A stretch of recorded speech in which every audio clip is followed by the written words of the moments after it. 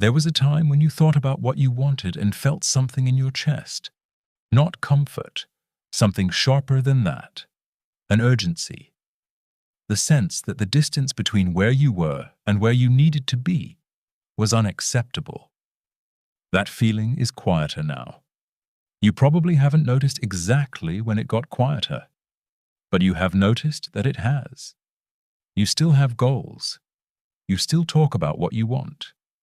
But what is behind the words is not what it was. When you think about what you want to build, what you want to reach, the kind of life you imagined for yourself, the response that arrives in your chest does not have the same intensity as before.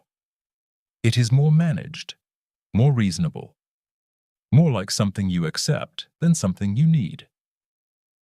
Howard Hughes was 53 years old when the people who had worked with him for decades began describing the same thing. The intensity that had built everything, the specific urgency that made him impossible to ignore, was gone. Not because of a failure, not because of a crisis. Hughes had built one of the most powerful airlines in the world, designed aircraft, produced films, broken aviation speed records. And then he began spending entire days in hotel rooms in Las Vegas, watching the same films on loop, refusing to see anyone, eating almost nothing. The desire that had produced everything he was known for had gone quiet while he was busy managing what he had built. He did not wake up one day without wanting. The desire left gradually across years spent managing what existed instead of building toward what did not yet exist. You are not in the hotel room, but the direction is the same. The question is not when the desire got quieter. The question is, what happens if it keeps getting quieter? You are moving through your day competently, answering what needs answering, completing what needs completing, managing what needs managing. Everything is getting done. Nothing is on fire. And the part of you that used to feel the distance between where you were and where you needed to be as something urgent and unacceptable is quiet. This is the part that is difficult to see clearly. The desire did not go out all at once. It went out the way a fire goes out when no one is feeding it, gradually, without a single dramatic moment, until one day you reach for the heat and find it is not there the way it used to be. Each step in that direction felt reasonable at the time. You had responsibilities. You had things that needed managing. You made sensible decisions. And each sensible decision moved you slightly further from the urgency that was making the decisions before sensible became the standard. Napoleon Hill spent 20 years interviewing people who had built significant things and people who had not. The difference he kept finding was not talent or intelligence or circumstance. It was the intensity behind the desire. Not the presence of a goal. Almost everyone has a goal.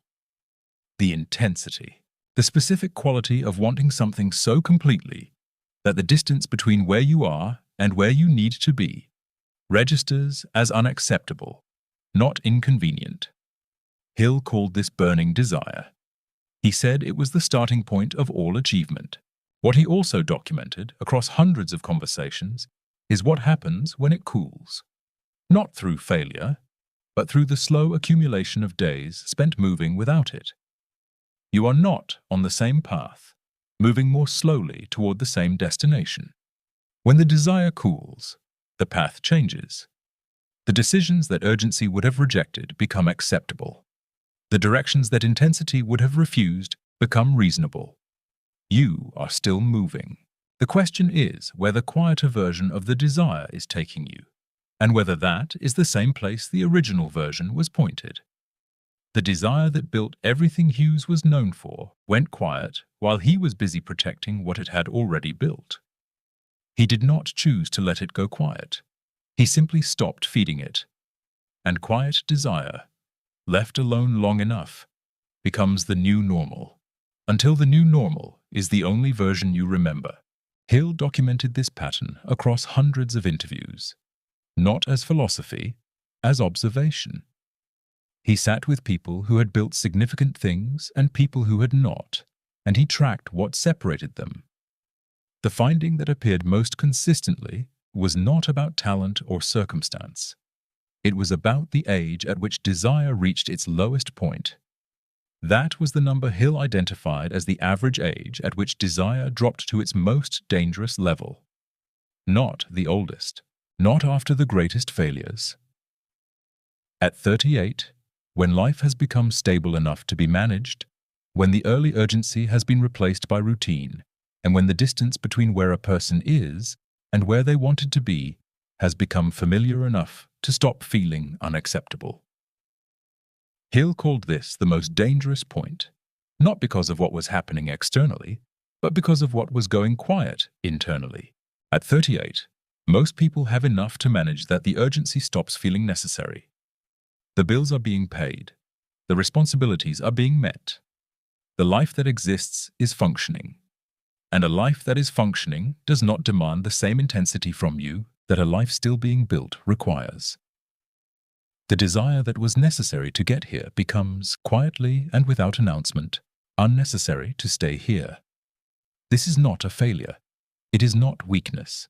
It is the completely predictable result of reaching a level of stability that no longer requires what got you there.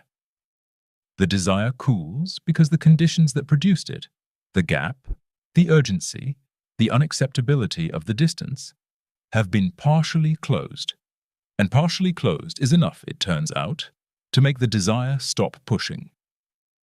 You do not have to be 38 for this to apply to you. The number is not the point. The point is the condition, the moment when enough has been built that the urgency stops, and the stopping feels like arrival instead of stalling. Hill's research suggests that most people never recover the original intensity after that point. Not because it is impossible, because they never identify what happened. They mistake the quieting for maturity, and the new normal becomes permanent by default. Here is what is difficult to say directly. The desire did not go quiet because life got hard. It went quiet because life got manageable. And manageable is exactly the condition Hill identified as the primary environment in which the intensity required to get anywhere worth going slowly disappears. You are not stuck because things went wrong.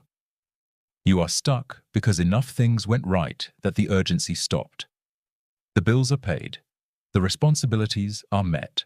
The life that exists is functioning well enough that the part of you capable of finding the current situation unacceptable has stopped finding it unacceptable. And that part, the part that registers the distance between where you are and where you need to be, as something that cannot continue, is the only part capable of producing the intensity Hill said was required. Think about the decisions you made when the desire was at full intensity. The things you were willing to do, the risks you were willing to take, the discomfort you were willing to sit with because the alternative, staying where you were, was worse than the discomfort of moving. Now think about the decisions you are making now, the things you defer, the risks you assess and set aside, the discomfort you choose not to sit with because the current situation, while not everything you wanted, is manageable enough to justify waiting. That is not the same person making different decisions. That is a different version of the same person. The version produced by desire that has gone quiet. And the version produced by quiet desire does not move toward the same things the original version was moving toward. It moves toward comfort, stability, and the continuation of what already exists. Which is not wrong, but it is not what you said you wanted when the desire was still loud enough to be honest about it. You are not managing a life on the way to what you want. You are managing a life instead of it. The desire that would make that distinction unacceptable is still there. It has not disappeared. It has gone quiet because you stopped doing the things that kept it loud. And the question that implicates you is not whether you know this. It is whether you are willing to do anything about it today, in the specific hours that remain in this day, before another manageable day becomes another manageable week. Howard Hughes died in 1976 on a plane, being transported to a hospital. He weighed 90 pounds. The man who had broken aviation speed records, built a film empire, and designed aircraft that changed the industry, died in a condition that had nothing to do with failure and everything to do with what happens when desire goes quiet and nothing brings it back. He was not unlucky. He was not destroyed by a single catastrophic decision. He was worn down by the completely ordinary process of managing what existed instead of building toward what didn't. The intensity that had produced everything he was known for went quiet somewhere in his 40s, while he was busy protecting what it had already built. And quiet desire, left alone long enough, does not stay quiet. It disappears. Not all at once, gradually, across years of mornings that felt manageable until manageable was the only register left. You still have the desire. It is quieter than it was, but it is not gone. You felt it when you read the first paragraph of this, the recognition that something has changed, that the urgency that was present before is less present now. That recognition is the desire making itself known. It does not announce itself loudly anymore. It arrives in the quiet moments, in the space between one managed thing and the next, and it registers, briefly, specifically, that this is not the full version of what you are capable of wanting. Hill said burning desire is the starting point of all achievement. What he meant is that desire at full intensity is not a feeling that arrives on its own. It is produced by a specific decision, the decision to stop accepting the quieter version of yourself as the final one.